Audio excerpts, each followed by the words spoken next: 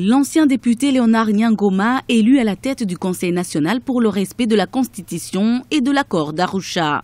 Cela a été officialisé lors de la rencontre des différents représentants des partis politiques de l'opposition et de la société civile à Addis Abeba en Éthiopie du 30 juillet au 1er août 2015. D'autres membres, bien sûr, du bureau de ce conseil seront incessamment désignés dans les jours à venir.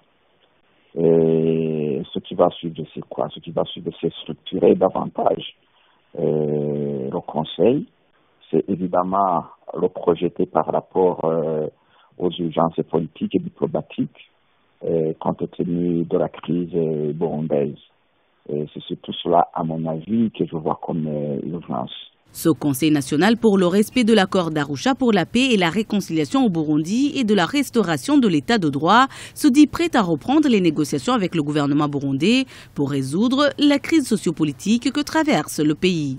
Il appartient au gouvernement de comprendre que si la question burundaise ne se résout pas autour de la table de négociation, elle se résoudra nécessairement dans la violence. Et ce n'est pas dans l'intérêt des gens au gouvernement aujourd'hui.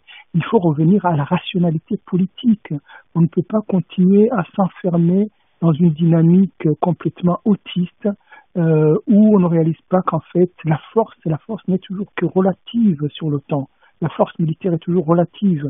Et on ne peut pas s'opposer et à une grande partie de la population burundaise et à la communauté internationale, parce que toute la communauté internationale dit ce qui se passe là, les élections n'ont pas été crédibles, la violence est inacceptable et il appartient au gouvernement de comprendre cela et de revenir au réel. J'ai l'impression que il y a à la tête de ce gouvernement des gens qui sont un peu déconnectés du réel et la politique, c'est le sens du réel.